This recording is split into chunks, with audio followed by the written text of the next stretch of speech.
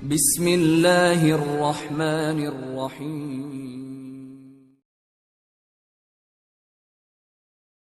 Nabi dan para sahabat belajar La ilaha illallah baru setelah 13 tahun di Madinah muncul ayat-ayat syariat.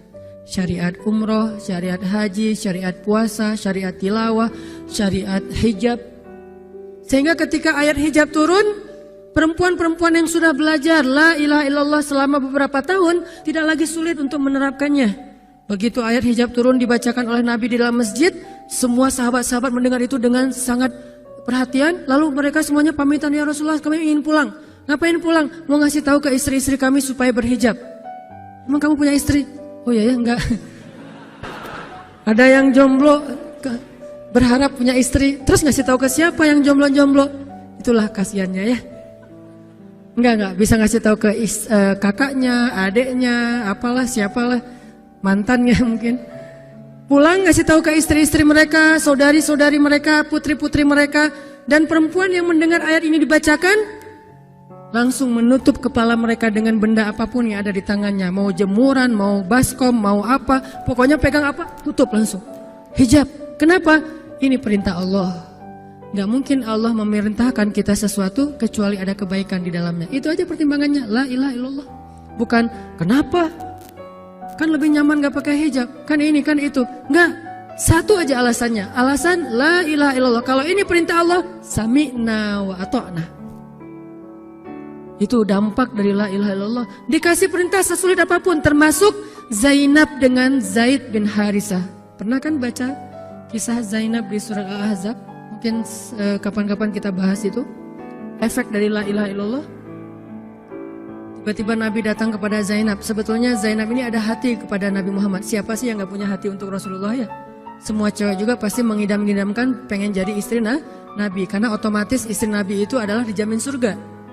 Siapa yang gak pengen jadi istri Nabi? Di surga nanti punya rumah, satu rumah dengan Nabi. Kan keren banget. Kita bisa jadi tetangga Nabi aja di surga udah keren banget. Apalagi serumah dengan Nabi.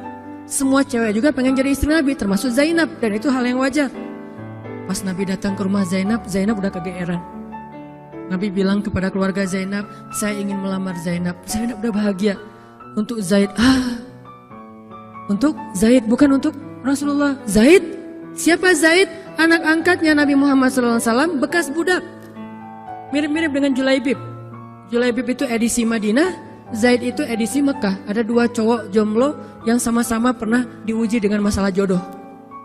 Zaid edisi Makkiyah, Julaibib edisi Madaniyah. Dua-duanya jomblo. Dua-duanya orang biasa, gak punya daya tarik. Followersnya gak ada, 0. Bukan selebgram sama sekali. Kata Rasulullah, aku melamar Zainab untuk putraku Zaid bin Harithah, anak angkatnya Nabi. Zainab menjawab apa? Ya Rasulullah, saya gak cinta sama Zaid. Jawaban yang sangat wajar kan? Dan jawaban yang paling sering kita dengar sekarang kan?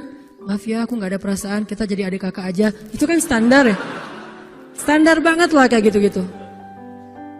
Maaf ya, kita jadi temenan aja. Maaf ya, aku gak ada perasaan apa-apa selama ini. Maaf ya, dan segala macam. Dengan bahasa-bahasa halus tapi nolak intinya. Kenapa gak bilang aja, udah gak usah kesini lagi. Kan jelas sih. Ini dengan bahasa, ya Rasulullah, aku tidak cinta kepada Zaid. Karena cinta juga pertimbangan yang penting. Dan Nabi juga tidak mengizinkan kita menikahkan putri kita dengan seseorang yang putri kita tidak berkenan dengannya. Tetap harus ditanya, ya Rasulullah, saya tidak cinta dengan Zaid.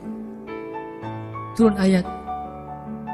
Katakan kepada orang-orang yang beriman, laki-laki dan perempuan, kalau Allah sudah memerintahkan sesuatu, tidak ada kalimat yang keluar dari lisan mereka kecuali sami'na wa ata'na.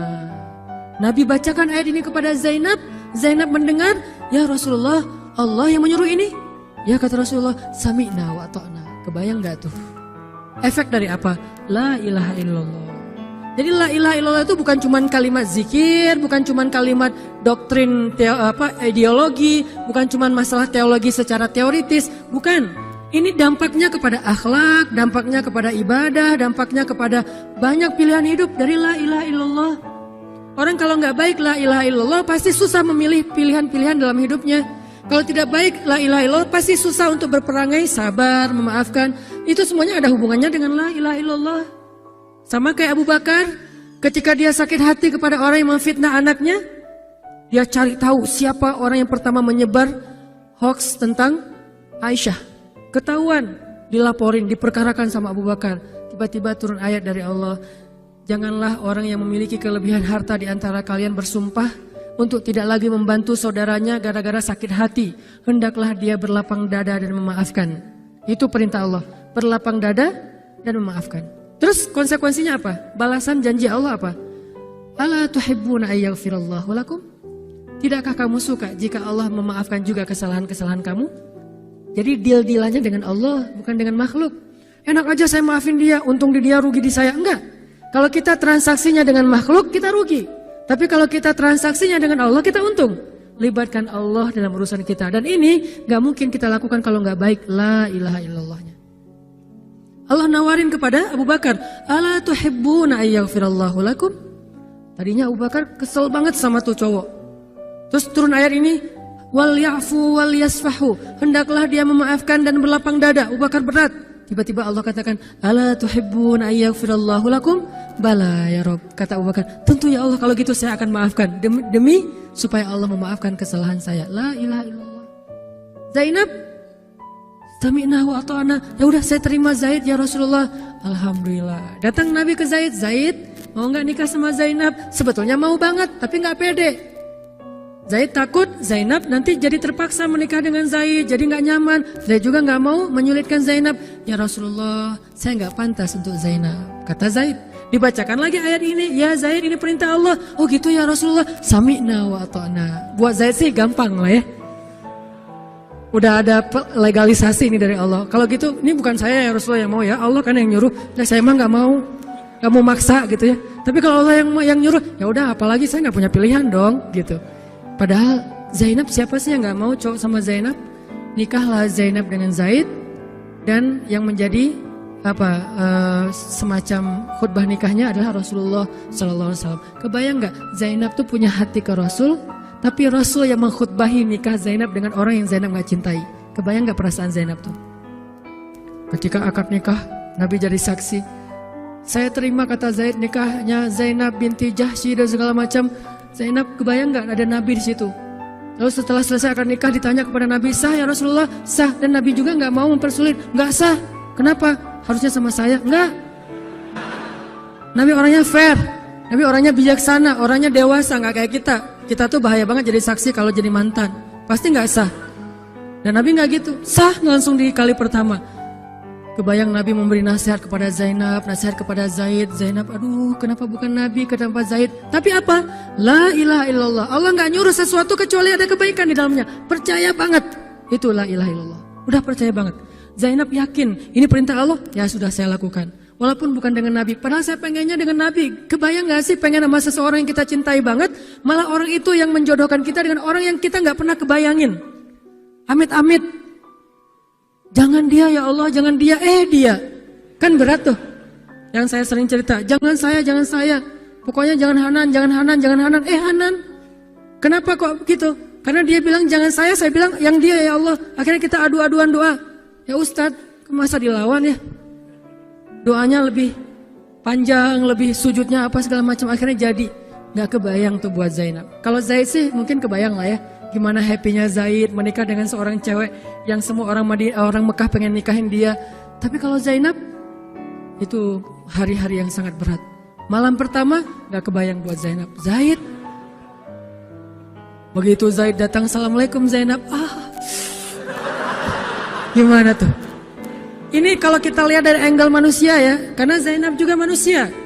Tapi semua emosional subjektif manusia redam dengan iman la ilaha illallah. Harapannya cuma satu, pasti ada kebaikan di sini. Pasti ada kebaikan di sini. Walaupun gak kebayang kebaikannya apa, pokoknya ada aja. La ilaha illallah. Nikah Zainab sama Zaid. Cekcok selama 1 tahun, gak pernah akur.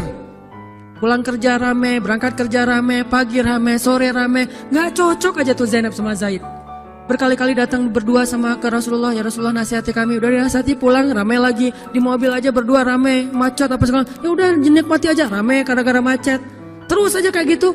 Pokoknya selama 1 tahun mereka sering percekcokan rumah tangga. Jadi kalau kita ngelihat ada keluarga yang mungkin baru menikah kemudian bercerai, jangan menjudge mereka. Karena menikah itu ibadah, perintah Allah. Itu lebih baik daripada tidak menikah tetapi sudah melakukan banyak perbuatan dosa. Walaupun akhirnya nauzubillah ada hal-hal di luar dugaan, maka la'allahu khair, mudah-mudahan ada kebaikan. Mereka berani menikah muda aja, kita harus acungkan jempol.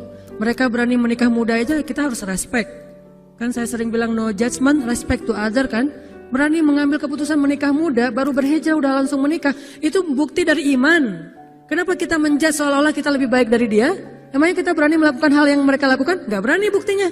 Berarti dia lebih baik daripada kita. Walaupun kesudahannya, kalau mereka bercerai setelah menikah baru beberapa lama, ada yang lebih soleh dari mereka juga bercerai baru setahun menikah. Zainab dengan Zaid, dua-duanya dijamin surga.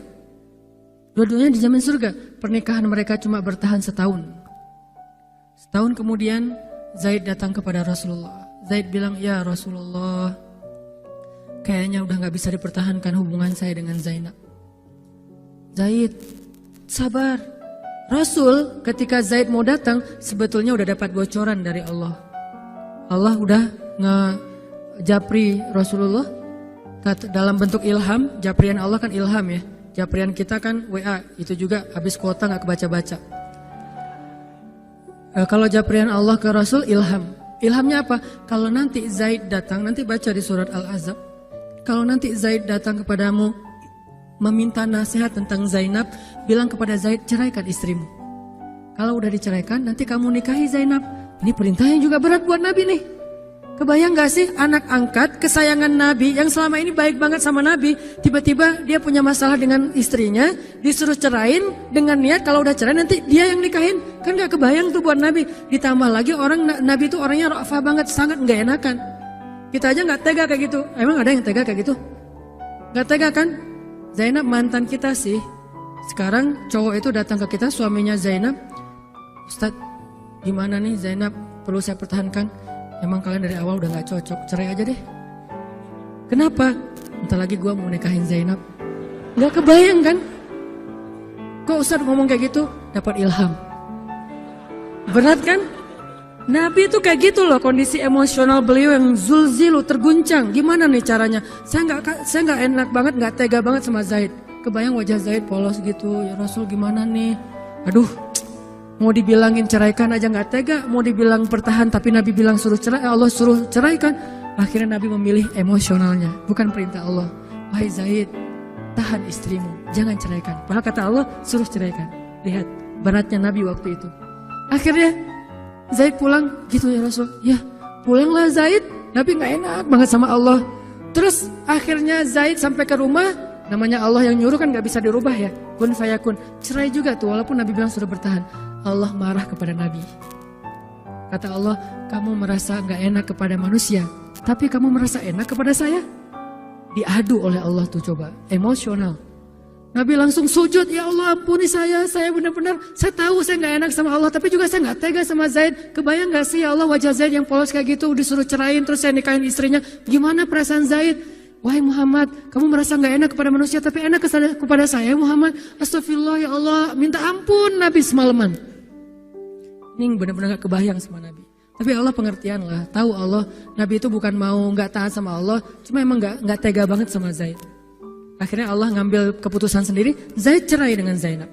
Setelah selesai masa iddah Zainab, Allah katakan, Muhammad sekarang datang kepada Zainab, lamar Zainab.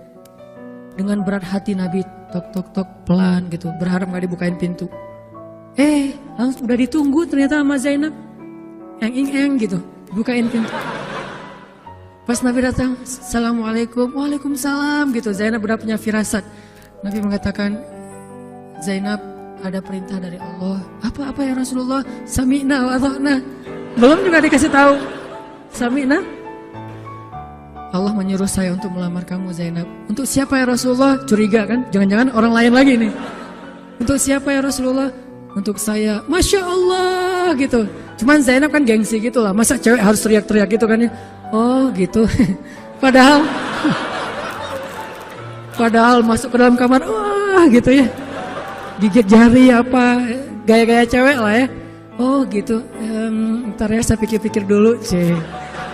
Saya istiqoroh dulu, Nabi diistiqorohin. Udah diterima, sami'na wa ata'na. Dan inilah khair, kebaikan yang diharapkan oleh Zainab. Walaupun gak pernah terbayang, gak mungkin dong Zainab berpikir akan cerai setelah setahun kan. Tapi dia hanya yakin Allah tuh gak mungkin nyuruh sesuatu yang gak ada kebaikannya buat kita. Gak mungkin, mustahil. Karena Allah gak pernah zalim kepada hambanya. Kenapa Allah kok muter-muter dulu kayak gitu? Allah pengen lihat Zainab itu menikahi Muhammad karena Allah atau karena dirinya sendiri. Kalau karena Allah, coba yang selain Muhammad berani nggak? Ternyata berani. Karena itu dia menjadi layak untuk Muhammad. Kalau dia nggak menerima Zaid, mungkin Zainab tidak akan pernah jadi istri Nabi karena tidak layak. La'allahu khair. Ini buah dari la ilaha illallah. Begitu juga yang masih culun-culun, yang mungkin badannya belum kebentuk, yang jerawatan misalnya kayak gitu, tiba-tiba memimpin pasukan militer yang jumlahnya ribuan, yang barisan pertamanya kibarus sahabah, sahabat-sahabat senior, as-sabiqun al-awwalun minal muhajirin wal ansor. Termasuk siapa di dalamnya? Abu Bakar dan Umar. Kebayang gak tuh? Memimpin pasukan yang di belakangnya itu Abu Bakar dan Umar. Maju, Abu Bakar dan Umar, ya, maju. Usama, kebayang Usama yang nyuruh, Abu Bakar, segaya. Umar maju. Zaid, anaknya Zaid, tapi tidak ada yang bisa membantah. Kenapa? Itu wasiat Nabi sebelum wafat. Aku perintahkan kalian untuk dipimpin oleh Usamah bin Zaid karena dia adalah anak muda yang luar biasa. Itu hadiah Allah untuk Zaid karena dulu mau menikahi Zainab walaupun hatinya sebetulnya tidak mau. La'allahu khair, la ilaha illallah. Masing-masing dikasih kebaikan dengan cara-cara yang berbeda. Nabi dan para sahabat belajar la ilaha illallah.